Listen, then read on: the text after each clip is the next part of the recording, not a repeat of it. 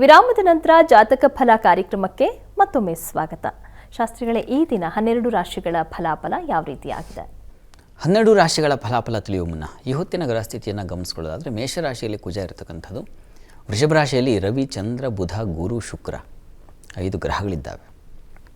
ಇನ್ನು ಮಾಂದಿ ಉದಯಾಗಿದೆ, ಅದು ಸಿಂಹರಾಶಿಯಲ್ಲಿ, ಕನ್ಯಾ ರಾಶಿಯಲ್ಲಿ ಕೇತು ಇರ್ತಕ್ಕಂಥದ್ದು, ಕುಂಭರಾಶಿಯಲ್ಲಿ ಶನೈಶ್ಚರ, ಮೀನರಾಶಿಯಲ್ಲಿ ರಾಹು. ಹೀಗಿರುವಾಗ 12 ರಾಶಿಗಳ ಫಲಾಫಲ ಹೇಗಿರ್ತದೆ ಗಮನಿಸ್ಕೊಳ್ಳೋಣ. ಮೊದಲಿಗೆ ಮೇಷರಾಶಿಯವರಿಗೆ ನೋಡಿ, ನಿಮ್ಮ ರಾಶಿಯಿಂದ ಜನ್ಮದಲ್ಲಿರ್ತಕ್ಕಂತಹ ಕುಜನಿಂದಾಗಿ ಬಲ, ದೇಹ ಬಲ ಚೆನ್ನಾಗಿದೆ, ಆರೋಗ್ಯದಲ್ಲಿ ಬಲ ಇರ್ತದೆ, ಸಂಶಯ ಇಲ್ಲ. ಒಳ್ಳೆಯ ಯೋಗ, ಅದು ರುಚಕ ಯೋಗ. ಹೀಗಾಗಿ ಸಾಹಸ ಕಾರ್ಯಗಳನ್ನು ಮಾಡ್ತೀರಾ. ವೃತ್ತಿಯಲ್ಲಿ ಹೆಚ್ಚಿನ ಅನುಕೂಲ ಇದೆ, ತುಂಬ ಚೆನ್ನಾಗಿದೆ. ದ್ವಿತೀಯದಲ್ಲಿ ಚಂದ್ರ ಬಲಹೀನನಾಗಿದ್ದಾನೆ, ಉಚ್ಚ ಸ್ಥಾನ ಆದರೆ ಬಲಹೀನತೆ ಇದೆ.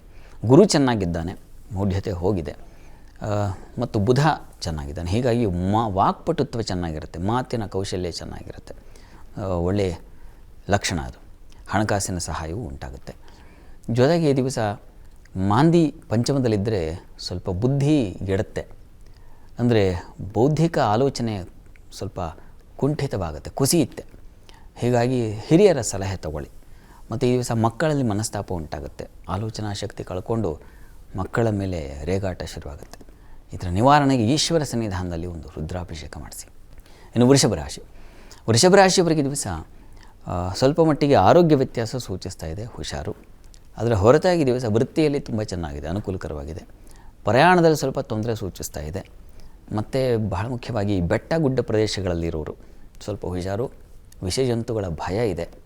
ನೀವು ಕೂಡ ಈಶ್ವರ ಸನ್ನಿಧಾನ, ಅದರಲ್ಲೂ ಸ್ವಲ್ಪ ಮಟ್ಟಿಗೆ ಬೆಟ್ಟ ಕ್ಷೇತ್ರಗಳು ಅಂತೀವಲ್ಲ, ಅಂಥ ಈಶ್ವರನಿಗೆ ನಮಸ್ಕಾರ ಹಾಕಿ ಒಳ್ಳೆಯದು.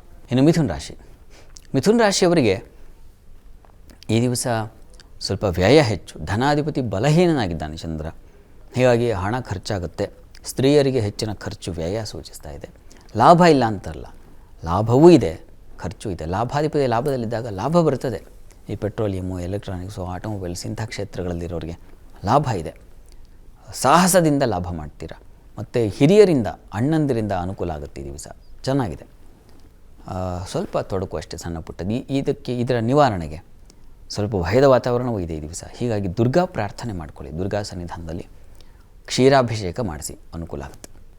ಇನ್ನು ಕರ್ಕಟಕ ರಾಶಿಯವರಿಗೆ ದಿವಸ ಲಾಭ ಹಾಗೂ ನಷ್ಟ ಎರಡನ್ನೂ ಸೂಚಿಸ್ತಾ ಇದೆ. ಈ ದಿವಸ ವೃತ್ತಿಯಲ್ಲಿ ತುಂಬ ಚೆನ್ನಾಗಿದೆ, ಅನುಕೂಲಕರವಾಗಿದೆ. ಕೆಲಸದ ಸ್ಥಳದಲ್ಲಿ ನಿಮಗೆ ಒಳ್ಳೆಯ ಪ್ರಶಂಸೆ, ಸ್ಥಾನಮಾನ ಚೆನ್ನಾಗಿದೆ. ಕುಟುಂಬದಲ್ಲಿ ಘರ್ಷಣೆಗಳಿದ್ದಾವೆ. ವಿದ್ಯಾರ್ಥಿಗಳಿಗೆ ತೊಡಕಿದೆ, ಕಂಟಕ ಇದೆ, ತೊಂದರೆ ಇದೆ, ನೋವಿದೆ. ಇದರ ನಿವಾರಣೆಗೆ ನೀವು ಕೂಡ ಈಶ್ವರ ಪ್ರಾರ್ಥನೆ ಮಾಡಿದ್ರೆ ತುಂಬ ಒಳ್ಳೆಯದು. ಈಶ್ವರ ಸನ್ನಿಧಾನದಲ್ಲಿ ಒಂದು ಬಿಲ್ವಾರ್ಚನೆ ಮಾಡಿಸಿ.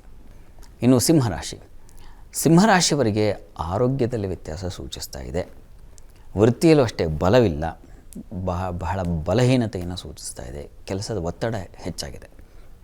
ಆದರೆ ಗುರು ಚೆನ್ನಾಗಿರೋದ್ರಿಂದಾಗಿ ನಿಮ್ಮ ಸಹೋದ್ಯೋಗಿಗಳ ಸಹಕಾರ ತುಂಬ ಚೆನ್ನಾಗಿ ಸಿಗುತ್ತೆ.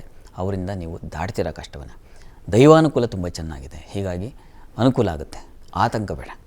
ಪ್ರಾರ್ಥನೆಗೆ ದಿವಸ ನೋಡಿ, ನೀವು ಅಮ್ಮನವರ ಸನ್ನಿಧಾನಕ್ಕೆ ಸ್ವಲ್ಪ ಅವರೇ ಧಾನ್ಯ ದಾನ ಮಾಡಿ, ತುಂಬ ಅನುಕೂಲ ಆಗುತ್ತೆ. ಇನ್ನು ಕನ್ಯಾ ರಾಶಿಯವರಿಗೆ ದಿವಸ ವ್ಯಯ ಹೆಚ್ಚಾಗಿದೆ. ಸ್ವಲ್ಪ ಮಟ್ಟಿಗೆ ಮನಸ್ತಾಪಗಳುಂಟಾಗುತ್ತೆ ಕುಟುಂಬದಲ್ಲಿ. ಜೊತೆಗೆ ದಿವಸ ವೃತ್ತಿಯಲ್ಲಿ ಸ್ವಲ್ಪ ಪರವಾಗಿಲ್ಲ, ಹೆಚ್ಚಿನ ಅನುಕೂಲ ಕಾಣಲಿಕ್ಕೆ ಅವಕಾಶ ಇದೆ. ಯಾಕೆಂದರೆ ಭಾಗ್ಯದಲ್ಲಿರ್ತಕ್ಕಂತಹ ಕಾರಣದಿಂದಾಗಿ ಕರ್ಮಾಧಿಪತಿ ಅವನು ಬಲಹೀನಾಗಿಲ್ಲ, ಚೆನ್ನಾಗಿದ್ದಾನೆ. ಹೀಗಾಗಿ ಮಿತ್ರರ ಸಹಕಾರ ಇತ್ಯಾದಿ ಚೆನ್ನಾಗಿದೆ. ಹೆಚ್ಚಿನ ನಷ್ಟವೂ ಇಲ್ಲ ಈ ದಿವಸ. ಸಣ್ಣ ಪುಟ್ಟ ನಷ್ಟ ಇದೆ, ಇಲ್ಲ ಅಂತಲ್ಲ, ಆದರೆ ಚೇತರಿಸ್ಕೊಳ್ತೀರಾ. ಪ್ರಾರ್ಥನೆಗೆ ದಿವಸ ಕೃಷ್ಣ ಪ್ರಾರ್ಥನೆ ಮಾಡಿಕೊಳ್ಳಿ, ಕೃಷ್ಣ ಸನ್ನಿಧಾನದಲ್ಲಿ ವಿಶೇಷ ಪೂಜೆ ಮಾಡಿಸಿ, ಅನುಕೂಲ ಆಗುತ್ತೆ. ಸರಿ ಶಾಸ್ತ್ರಿಗಳೇ, ಇನ್ನುಳಿದ ರಾಶಿಗಳ ಬಗ್ಗೆ ಮಾಹಿತಿಯನ್ನು ಕೇಳಿ ಪಡೆದುಕೊಳ್ತೀನಿ. ವೀಕ್ಷಕರೇ, ಇನ್ನುಳಿದ ರಾಶಿಗಳ ಫಲಾಫಲ ಮತ್ತೊಂದು ಪುಟ್ಟ ವಿರಾಮದ ನಂತರ.